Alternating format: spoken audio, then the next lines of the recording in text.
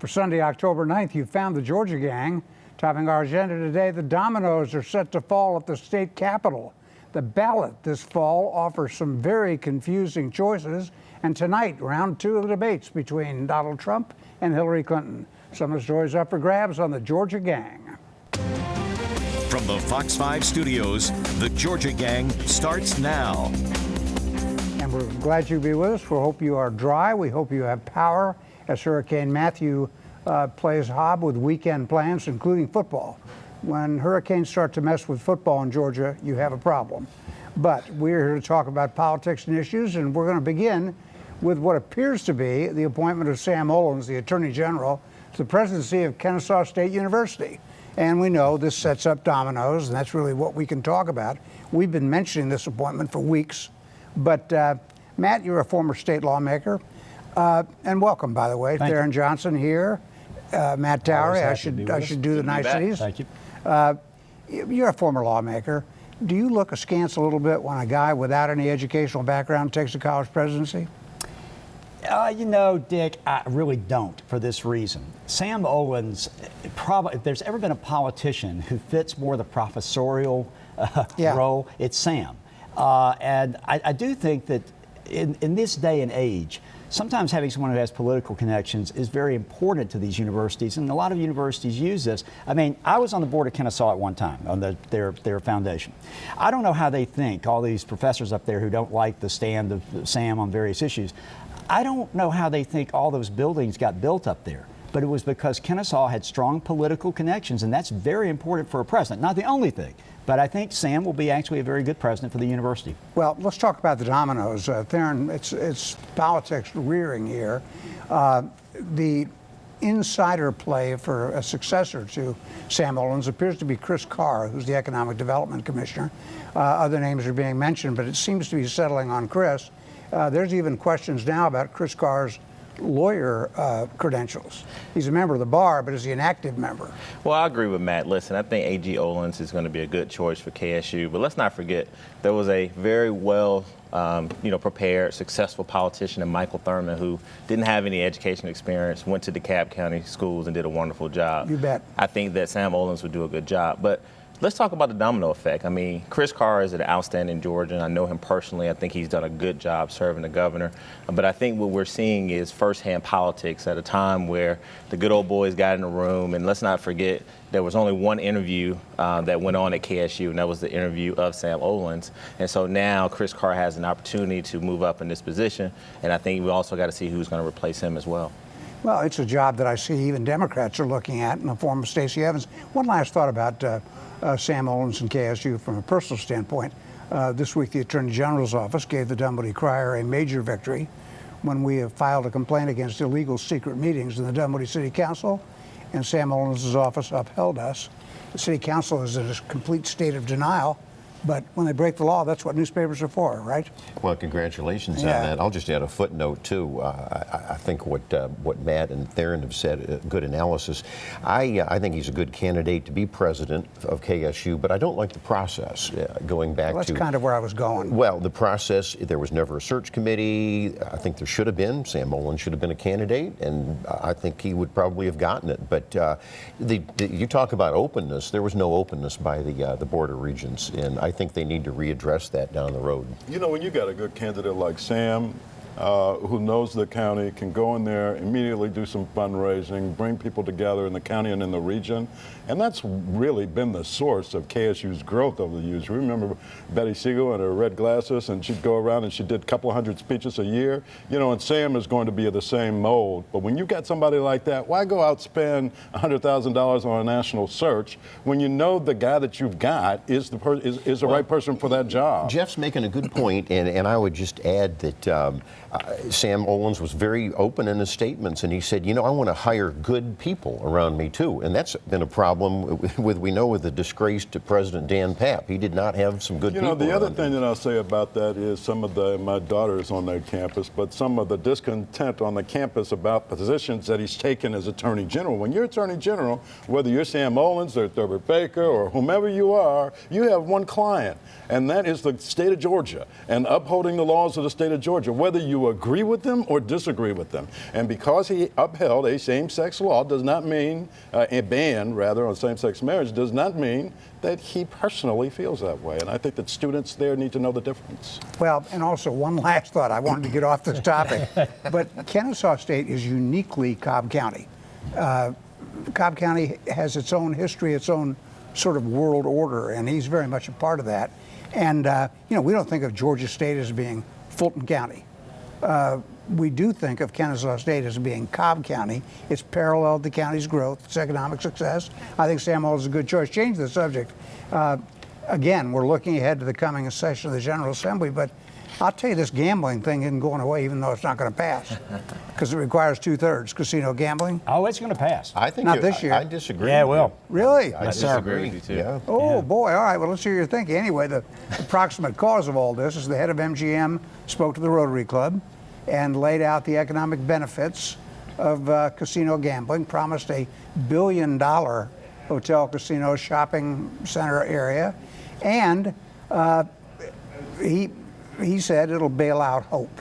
Think so, Jeff? You're the economist on the panel. You know, I don't know that people really care whether or not it bails out hope. It probably will, but you're looking at the kind of economic infusion along the lines of the Georgia Dome. It costs about $1.5 billion to build that facility. They're talking about a $1.2 billion facility in the state of Georgia, and I think it's going to be hard for lawmakers to turn that down. I know that we've still got this moral thing going on, and it sort of harkens back to me 25 years ago, Dick, when we were talking about yes, the Georgia Lottery and the Hope Scholarship. Right. And the only way that we were able, you remember all that, right? Oh, Matt? yes. I voted on it, yes. The only way we were able to get that through was to a direct tie with scholarships and being the first state in the nation to guarantee the kids of its And to stick with it. and to stick with it all these years. Exactly right. Well, and so I think that if those kinds of promises are made and some of the other issues are addressed, and there are some serious issues there to address, then this is going to go I forward. might add, our past polling for Fox 5 has shown that unlike the lottery many years ago, majority of Georgians actually favor this. This is not a Bible Belt battle anymore. I think it's going to go through. It's going to go through as a referendum, a constitutional amendment. The governor doesn't have to sign that. It's one of those rare times when he gets a pass, and right. I think it's going through. Real quick, I mean, fully disclosed, I'm one of the lobbyists that represent MGM. Jim Murray made a great speech to Rotary. He talked about the economic impact. He also talked about the amount of jobs that it would bring to this region. And look, there's been an independent study that showed that Hope is actually in need of more funding. But I agree totally with Matt. The key here is just getting it on the ballot to let the people choose if they want destination resort casinos in the state. I tried to figure out why it was that right after the MGM guy gave his speech, I read that lobbyists from Denton's had been hired by Steve Wynn, the other Las Vegas magnate. And the answer's simple. They knew that MGM had Theron Johnson. Well, I welcome Denton's to the party. That's my old firm. There's some good guys over there. We need all the help we can get to get this passed. All right, I'm going to make a change in the order here because we talked too much about Sam Olens. I want to get to these confusing items on the statewide ballot and talk about them. But we're going to postpone that to a little later in the broadcast when we talk about elections. For now, we're going to step back, and when we return, we'll talk to you about local news. Stay with us.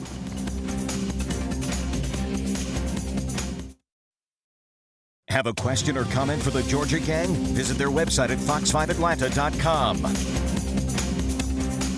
So with national and state elections just about 30 days away, we're going to spend a little bit of time today looking at the ballot, especially in the state of Georgia, where we're going to have several constitutional amendments on the ballot. We've talked a little bit about what's called the Opportunity School District.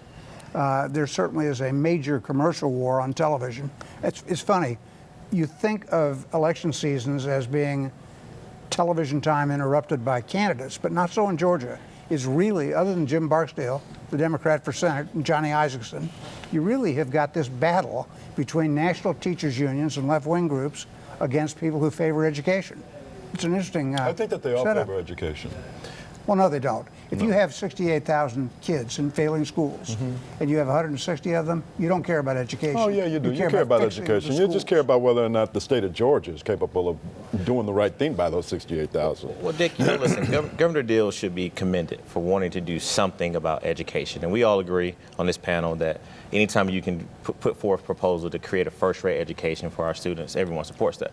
But here's the problem. This is really the question that people have got to ask themselves.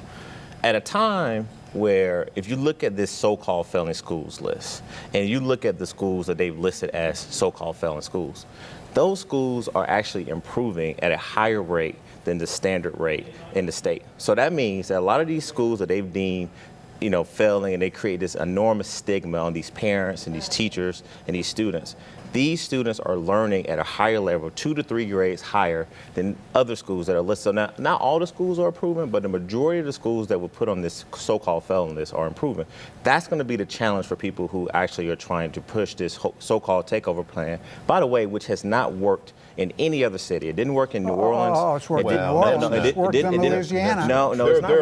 There are no real perceptible differences. Well, I would urge anyone to Google that. And go back and look at the data. Anywhere this has happened. New Orleans has been a great But it failed in success. Memphis, and it's failing in Nashville. I think we ought to set the stage for the viewers who may not fully realize what this Opportunity School District really is. And I think it's an intervention. It is temporary. It doesn't mean that a public school has to close. You can turn in a failing school into a charter school, which is a public school, which have been very successful. I don't know if you want to refute that. And Atlanta is doing that. That's exactly right. So there's a lot of benefits. I would urge people to vote yes. Dick, to your point, though, about a month ago we talked about this, and I said, oh my goodness, the legislation was crafted so well by the lawyers, it's going to pass, there'd be no problem.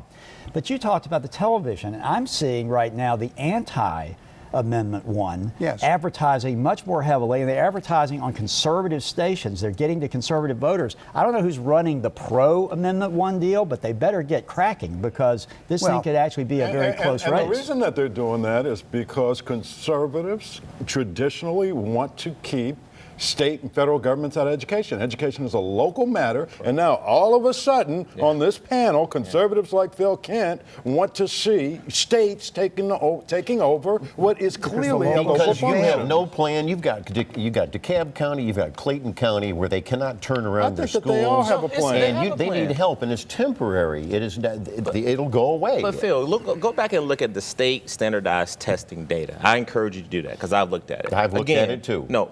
If you looked at it the way that I did, you'll see that most of those schools that are listed are improving at a higher rate than all of the other schools. But the other problem That's is a mixed bag, no, by it's the not way. a mixed bag. It's And you're factual. now echoing the union bosses don't want this. And but I know you're in the pocket out-of-state there of the money, too. Democrat union No, I'm not in bosses. anyone's pocket. But my point is, though, listen. What it also does is that it's unfortunate for these hardworking teachers that inherit these students from very poor areas, and they work their butts off. And so for you to sit here and dig and to criticize what these folks are doing, I think it's just disingenuous. We should be celebrating. Look at the records of the school what these boards. teachers and these parents and local school board members are doing. Clayton County was done a disservice. They lost their accreditation. You remember that. You're trying to gloss this over. This is primarily a racial issue. You're talking about Clayton County, DeKalb County, APS schools. The state of Georgia created this problem over a number of generations, and now the state of Georgia is supposed to fix it. It doesn't state government is supposed to fix it. a racial I don't problem. trust state government to fix it.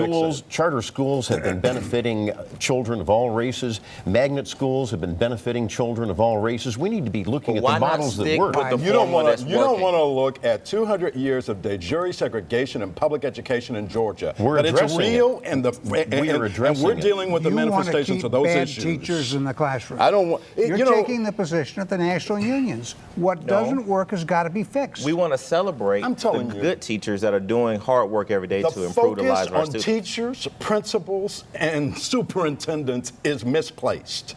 It ought to be on parents. The focus ought to be on parents. And we ought to be honestly asking ourselves, why aren't parents teaching Johnny to read? The problem with these all agree families. with that. It's just that simple. We all agree with that. We all agree with that? Yeah. Well, what we don't all agree with is the history that got us here in the first place, Phil. And that's what we ought to agree with. We're addressing that history. No, we're not. We're not. We're acting like everybody is on the same level playing field when it's clearly not true. That's why it's a joke. When your father could teach at the University of Georgia, but mine couldn't attend. We are addressing that with these school reforms. Charter schools, you can't deny, are doing great for children of all races. You can turn in a lot of these failing schools into charter schools. Why not give it a chance? All right, now, also on the ballot is this thing involving the Judicial Qualifications Commission. I have a hard time saying that phrase for some reason. Judicial Qualifications Commission, the JQC. It puts power over judges into the hands of the legislature. I think it's a shorthand way of saying it. Takes it away from members of the state bar. Well, the appointments of the panel, they've taken away from the state bar except for the chairman. There's been no real oversight over this panel. This is the big discussion, the pro and con. It's been a good panel up until 2 years ago, and what was happening was the state bar and some of its buddies were trying to go easy on some of these judges that are being investigated for wrongdoing. You know, staggering, over 60 judges have been removed in recent years for just horrible things, and I'm not exaggerating that. So, do you want legislative oversight where there is accountability, or do you want to keep the panel as it is where there's no accountability? I can just say this as the lawyer on this panel. I'm not going to take one side or another, but I will tell you right now that amendment's going to pass. It's going to pass. Are you an active member of the bar? Oh, yes, sir. I'm very active, unfortunately. Salary for Attorney General. No. Never again. We got to get out. When we come back, we're not going to really have the time we need. We're going to try to put together this puzzle piece that is called the ballot in Fulton County, Atlanta, and especially South Fulton County. Stay with us. Have a question or comment for the Georgia Gang? Visit their website at fox5atlanta.com. I'm glad we have several more broadcasts before the election because this stuff is going to get complicated. It's especially complicated, I think, if you live in the city of Atlanta or South Fulton. Two different issues. In the city of Atlanta, there are two transportation votes. Don't let me mess this up, folks. One of them is for MARTA. One of them is for general transportation improvements. So Atlanta voters will have two boxes to check, so to speak, right? That's correct. And it'll pass because everybody in Atlanta votes to raise taxes at all times. So that's a lock. They just do. But it's complicated. Because they believe in public investment, or why is that? No, just when they're told to vote for higher taxes, they do. They do what they're told. Progressive-minded city. But and I don't have a problem with either of those ballot issues, by the way. Oh, good. Now the rest of Fulton County is going to vote on a three-quarters of a cent tax for transportation. That's right. Each city has a long wish list. That's right. The amounts of money are staggering. These cities will have a ton of money to do transportation fixes. Traditionally, you would think an item like that would not pass in North Fulton. Well, I think it will. I think it will, and I agree that, and because of obviously, we all know the big word, congestion, traffic congestion. And I think that there's also a wish list, as you point out, for projects that have been undone. So I think it's... You think it could happen? Alpharetta, Roswell, Sandy Springs, and so forth. I think those people who live in those suburban areas north of Atlanta have made a fundamental choice, and that is, to Phil's point, look, we're tired of being in congestion. We're tired of being in traffic. And they've gotten over their biases over the years and the decades to say, you know what, we'll fully support a project list that will help us deal with transit issues that are facing our region every single day. Well, and it surprised me that the key to it was removing MARTA. I as a full-fledged stuck in traffic suburbanite myself, I just assumed everybody wanted MARTA to go on up Georgia 400. No, that's out. It's now roads and bridges and that's the turn lanes. Right now it's out, right. But I think that, if you could get lanes on either side is what they're talking about. And you might get support even from Republicans going up a little farther north on 400. Dick, interestingly, if MARTA would do one thing, they could pass MARTA anywhere they want, and that's change the name. We studied it 1,000 times. There's just that name is stuck in the minds of older voters. If they change the name of the transit system someday, they can go anywhere they want. All right, now let's talk about this South Fulton thing. Atlanta had annexed certain neighborhoods and homes. And those annexations have been ruled out by the court. But we have on the ballot a vote on a city of South Fulton. The last sort of the city movement gasp, except Stonecrest and DeKalb, that's on the ballot. But I don't know what people are voting for. I don't think they know Yeah, they because, do. well, they don't know if they're going to be in the Atlanta schools, the Fulton County schools. That's all up for grabs, isn't it? Well, I mean, that's always an issue when you vote on a city, but I think that they know that they're voting on a city of South Fulton, and the question is who gets to vote. So once those annexed areas, and they had been annexed into the city of Atlanta, were ruled outside the rules, or however I think that there were some procedural reasons for the judge to rule as he did. They now will have an opportunity to vote yay or nay on the city of South Fulton. If it fails, I think that there will be a renewed push in that area to annex all of that area into the city of Atlanta. Again, we have a city of Atlanta, 500,000 roughly, in a region of 5 to 6 million, and it is artificially small. It has an artificially small footprint, and a lot of folks like those at Emory University and CDC and the Children's Healthcare of Atlanta realize that and want to be part of the city. Which also, I think, says a lot about how this city has been governed over the last 8 years by Kasim Reed, that you've got an organization like the CDC and Emory University who want to be a part of the city of Atlanta. That's a testament to that kind of leadership. Is there a tax base there, Jeff, for a new city in South Fulton? Is there a tax base for Yes. a city? Well, one of the annexed areas was a commercial area that included, your usual Home Depot and Kmart and stuff. So yes, there was a tax base. Yep. Except that now the Fulton County Industrial District, a judge said that's not part of Atlanta. That's right, now. so that could damage it. It's going to be a very confusing ballot. We'll pick at this in the weeks ahead. We're going to leave you right now, and when we come back, we're going to regroup, which is a general way of saying, I'm not sure what we're going to do. Stay with us. Time now for the week's winners and losers.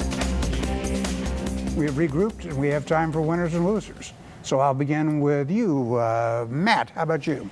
Oh, goodness, I'm first. Okay, let me make one winner is Bill Shipp. Bill, of course, a colleague once on this show for many, many years. He's going to be inducted into the Georgia Writers Hall of Fame in the next few weeks up at UGA.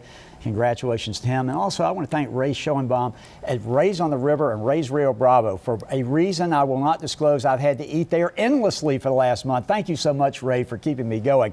And then finally, I just want to say it's not a win or a lose, but tonight we're going to see a presidential debate. Join us on Fox 5 afterwards. I'll be talking with the analysis. I thought Hillary Clinton won the first debate. We'll see if Donald Trump can come back this time. Jeffrey. Brenda Wood, longtime anchorwoman here in Atlanta, Fox is my 5. winner. Yep. Exactly right, Fox 5. She's retiring in February. Hats off to her. Other winner is Donald Trump. Winner. He's winner because anybody who can file a $916 million loss on their taxes, not pay taxes for 20 years, and have the temerity to run for president of the United States and claim that he's a good businessman is a winner in my book. We don't know that he didn't pay taxes. I'll guarantee you he paid taxes. That wasn't. Just guarantee you he did. Isn't that a winner who can Maybe do not that? Somebody who pulled that off and run for president of the United States? And That's an and amazing avoid his thing. civic duty. All right, Theron, you're up. Reverend Joseph Ilari is 95. He had a birthday this week. Is so he 95? Yes. So I want to wish a civil rights icon, so many of us love. So I want to wish him happy birthday. And also I want to make the first responders who responded to all of these storms that we had in Haiti and Bahamas and Florida and Georgia. I want to thank them for all their hard work. And I think the loser is Mike Pence. He did the best he could to try to defend an indefensible candidate in Donald Trump. And I agree with Matt. I think that this debate tonight will clearly show that Hillary Clinton deserves to be president of the United States. Mike Pence was the adult in the room. Yeah. Thank goodness he won for the Mike debate, Pence. actually. Mike Pence clobbered Tim Kaine, I who looked disagree. like a barroom jerk. And there's not any doubt about that. Phil, what do you have? I'm sorry. Well, my winner is former Democrat President Bill Clinton. I haven't made him a winner in a long time. He said what millions and millions of Americans have been saying for the last few years, that Obamacare is crazy. It's a crazy system. Premiums have gone up. We were lied to by Barack Obama and Hillary Clinton. And 20 million people. Well, disagree with we can debate next 20 week, million people but on disagree. a more somber note, I do want to make a winner in life. A friend, Diane MacGyver, who was, of course, tragically killed a couple of weeks ago, and she was president of Corey Companies, an advertising company, and her husband, prominent attorney Tex MacGyver, went public and said it was a tragic accident. So I salute the life of Diane MacGyver. And you know, Dick, another obituary we saw was Nick Chivilis. I think we all remember him. He was a revenue commissioner, very prominent Atlanta attorney, so we salute his life. Yeah, and he ran for office. Good all-around guy. Yeah. Surprised me. I will make as my winner the Falcons so far. Just keep your fingers crossed. They play at Denver today. It's the late afternoon game. It will be against the second half of the Georgia-South Carolina game, the unusual Sunday outing for the Georgia Bulldogs. And help me with this. Another civil rights leader, Donald Hollowell. They renamed Bankhead Highway after him, and deservedly so. Donald Holloway was a great leader in the courtroom and behind the scenes. Absolutely. People really want to rename that street after a rapper named Shanti Lowe. Only if you're under 20 years of age. Yeah. Shawty. Shanti Lowe. Yeah, I'll help you out there, Dick. You wouldn't take a serious man's name off a street and put it in the name of a rapper who had 12 children. Let's be fair, Dick. By how many different women? Shawty Lowe is a very successful rapper, and he unfortunately lost his life. So let's not talk about him that bad on the show. 12 kids is pretty successful too. All right, we'll see you next week on the Georgia Gang.